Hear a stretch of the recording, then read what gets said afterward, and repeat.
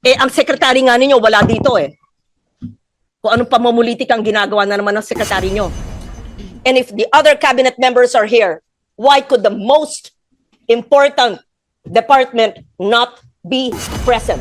Pero may pinadala siya sa akin napakahabang schedule niya na hindi ko naman hiningi. In short, busy raw siya today. You're too busy? Is this not the most important thing?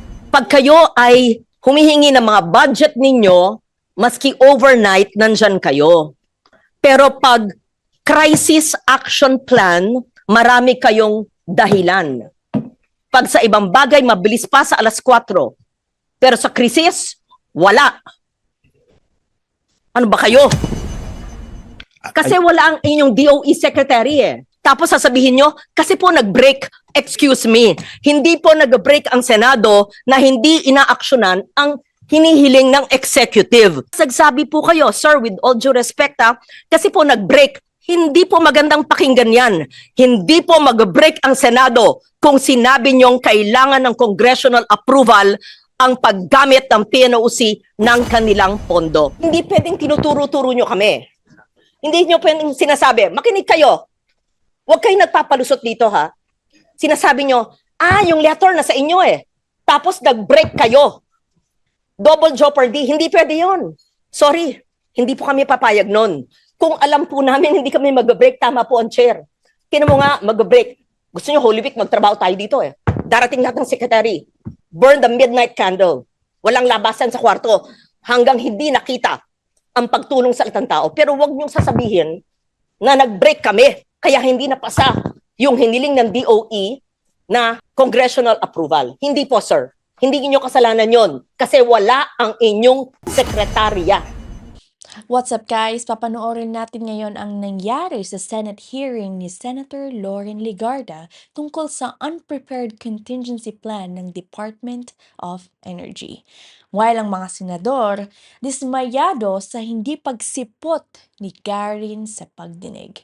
Welcome back to my channel.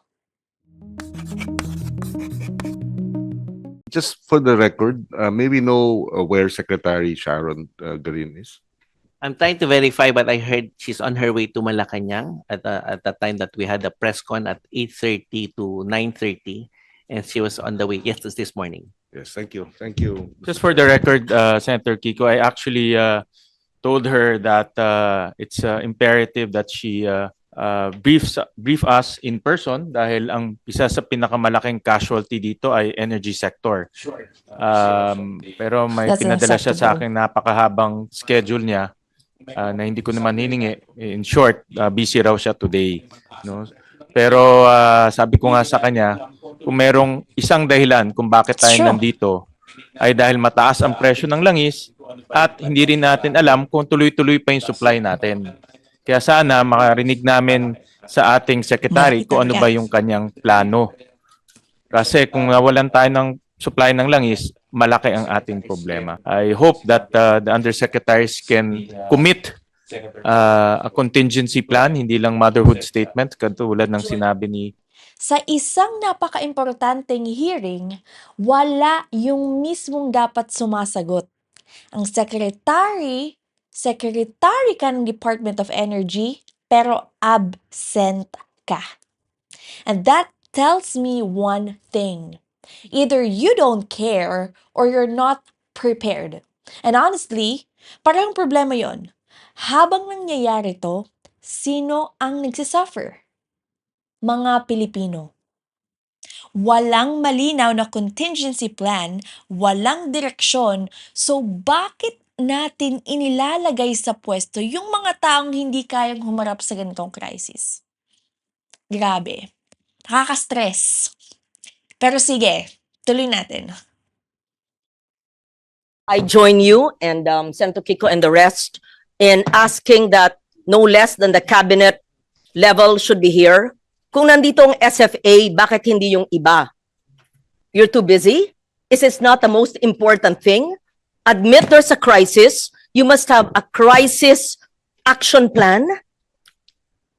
And not that we don't appreciate the presence of a dear friend, Yusek Wimpy Fentabella, of course, who's very competent, who's been with the DOE for quite a while. but to give it the importance.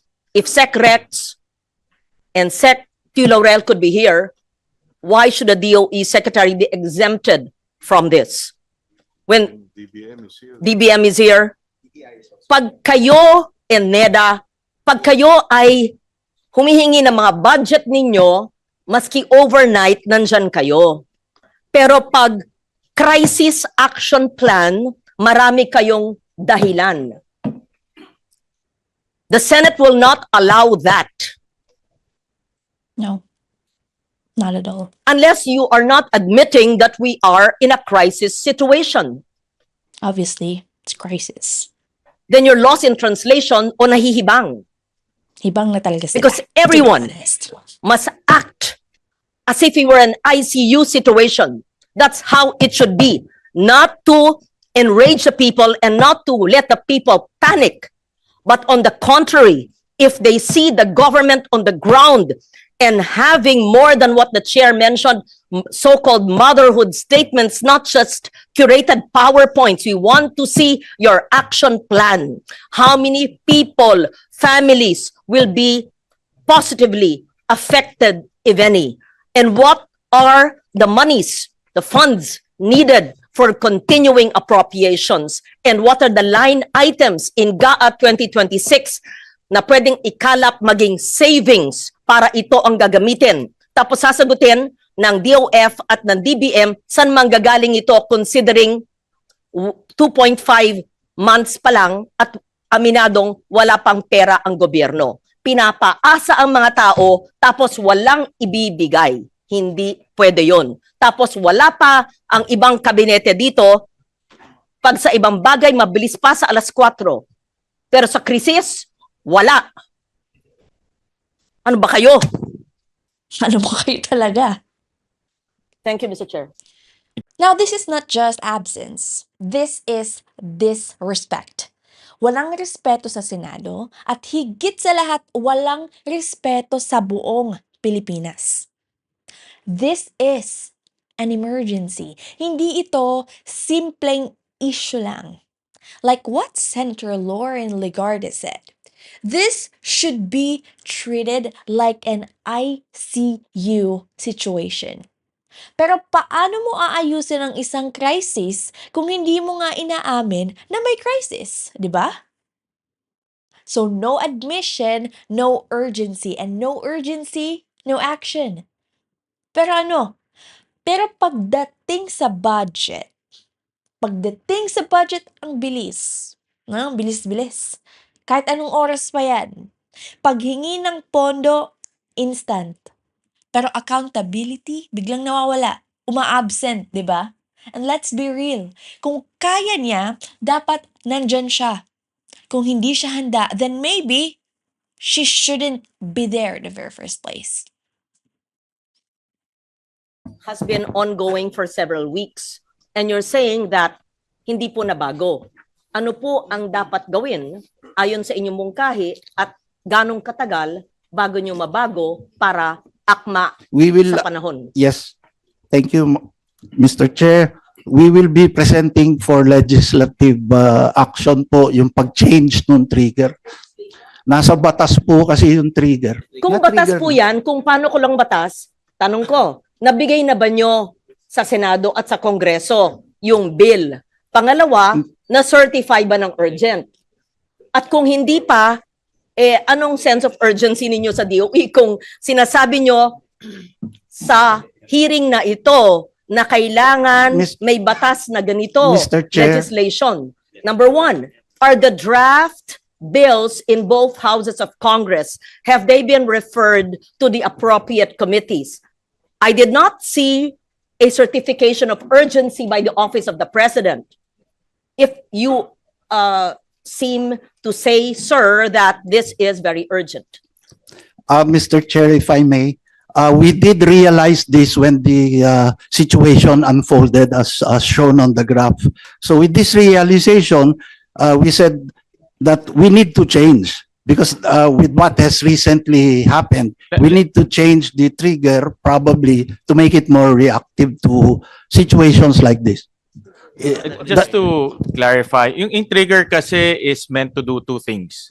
One is to trigger the suspension of excise tax.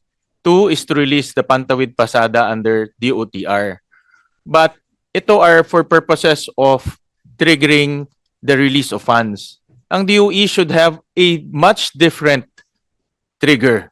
Dapat mas maaga kayo, wag niyo nang antayin yung mga trigger sa loob ng GA kasi hindi yan para sa inyo. Para yan sa release ng funds.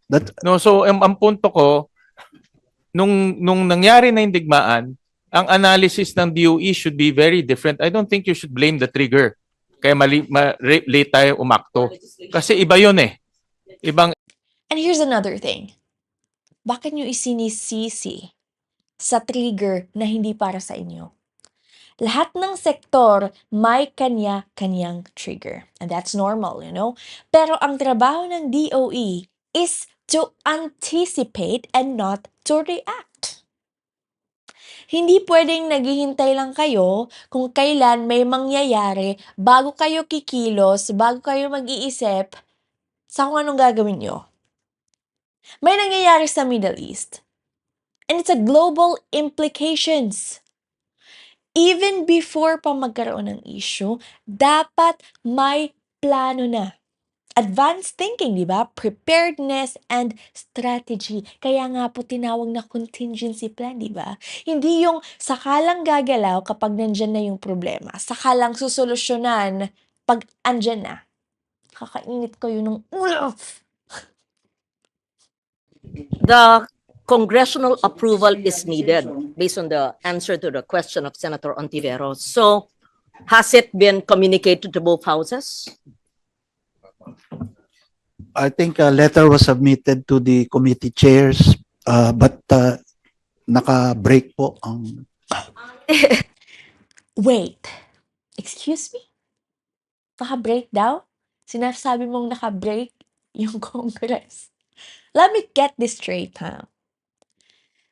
Emergency situation. Tapos, sinisisi nyo na naka-break. You know, I've watched a lot of Senate hearings. Every time na urgent ang issue, hindi yan nagbe-break ng basta-basta. They stay, they resolved, and they act. So, don't tell me na dahil naka-break, kaya hindi na-process. And that doesn't sound right, to be honest. Let's keep watching. Kasi po, we were willing to go on special session. May we know, number one, no GAA funds needed. It should PNOC, and all it needed was congressional approval. And bicameral, ang dali naman. Isa lang na araw yan.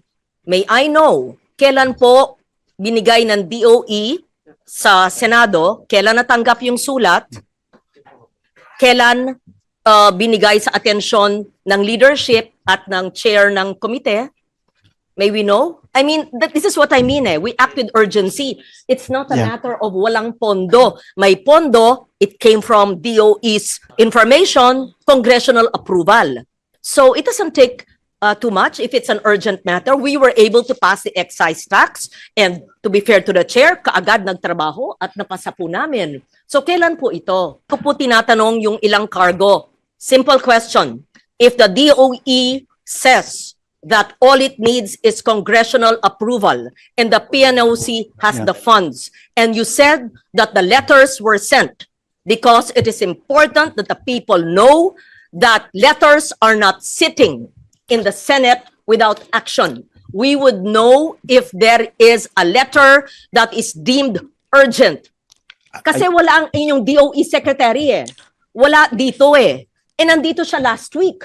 Sinabi ba niya sa chairman ng Energy? Sinabi ba niya sa leadership sa Senado? Make it Wala. make sense. Ang kanyang linalabi yung biofuel. Sinabi ba yan? Because this is so urgent. It did not come from us. It came from the DOE. May I just know the date? Sir, I know you're a technical person and you seem very knowledgeable. I just need to know, it's an admin matter. Can we kindly put on record after this presentation, Mr. Chair, just bear with me, so that hindi ang itsura nakapending sa Senado Tapos sasabihin nyo, kasi po nag-break, excuse me, hindi po nag-break ang Senado na hindi inaaksyonan ang hinihiling ng executive. Dalawa ang inyong hiningi. Excise tax, napasa namin. At sabihin nyo on the record, kailan nyo mai-implement yan at ang gulo ninyo. Sinabi nyo, excise tax, kailangan urgent. Nung napasa namin, sinabi, we will see. Yan, galing sa inyo yan ha, kung gagamitin. Tapos, the next day, o sige na nga. Ano ba? Ano ba? Kailangan ba? Hindi. It was deemed urgent, napasa, tapos pagkapasa namin, we will see. I'm quoting the executive, nanggaling sa inyo yan. Tapos ngayon, gagawin na. And cite the impact, mararamdaman pa. Yun ang sabi ng chair no, ni Senator Pia. Ano ang ramdam sa pagbaba o pagkaltas ng excise tax? Yung biofuel, maraming concern sa mga coconut and sugar farmers. Pero itong sinabi niyong low-hanging fruit, congressional approval. Tapos nagsabi po kayo, sir, with all due respect kasi po nag-break. Hindi po magandang pakinggan yan. Hindi po mag-break ang Senado kung sinabi niyong kailangan ng congressional approval ang paggamit ng PNOC ng kanilang pondo. Pakilagay po sa record after your presentation and we give a chance to the others, Mr. Chair. Because it's important na hindi tinuturo sa atin na nag-break tayo kaya ang PNOC hindi makagamit ng kanyang Galit pera. na si auntie That's nyo. unfair. Ang sekretary nga ninyo wala dito Kung anong pamumulitik ang ginagawa na naman ng sekretary nyo. Break tayo session pero tuloy-tuloy pa ho yung Go, aming Senator hearing. Lauren. At kung kailangan po mag-convene, ready naman po magkaroon ng special session at any time, no? It's important. So- When did you give the letter, Kasi, alam nyo, hindi pwedeng tinuturo-turo nyo kami. Hindi nyo pwedeng sinasabi, makinig kayo. Huwag kayo nagpapalusot dito, Sinasabi nyo, yung letter na sa inyo Tapos nag-break kayo. Double jeopardy. Hindi pwede yon. Sorry, hindi po kami papayag nun. Kung alam po namin hindi kami mag-break, tama po ang chair. Tinan mo nga, mag-break. Gusto nyo Holy Week, magtrabaho tayo dito Darating natin ang secretary. Burn the midnight candle. Walang labasan sa kwarto hanggang hindi nakita ang pagtulong sa itang tao. Pero wag niyong sasabihin na nag-break kami kaya hindi napasa yung hiniling ng DOE na congressional approval. Hindi po, sir. Hindi niyo kasalanan yon kasi wala ang inyong sekretarya. I can't think of anything more important than this hearing convened by the chair. And if the other cabinet members are here, why could the most important department not be present? There you go. Exactly what I said. Ngayon, sinisisi ng DOE ang Senado kung bakit hindi na-release. That's unacceptable. If something is urgent, you don't wait. You follow up, you push, you escalate. Hindi ka naghahanap ng excuse. Pero anong nangyari? If it's urgent, bakit walang follow-through? Walang urgency and now, naghuhugas kamay, naghahanap ng sisisihan. Garen, that's not leadership That's avoidance. And at the end of the day, accountability matters. Hindi pwede puro dahilan. Kailangan may resulta. Let's be real. Senator Lauren Legarda has every right na magalit. Because at this point, napaka-importante ng discussion na to. Tapos, hindi man lang siya umattend. Come on. And it really looks like Garen is avoiding the situation and letting the undersecretary handle it, which is honestly unprofessional and unacceptable. So, what do you think, guys? Valid ba ang galit ni Senator Lauren Legarda? Tama ba na mag-absent ka sa ganitong kaimportanteng sitwasyon? Comment down below and don't forget to like and subscribe, and also check out my store in the link below. Use my promo code D2026. Again, it's D2026 para sa 10% off on your first purchase. Thanks for watching, guys. Until next time, see you in my next one. Bye.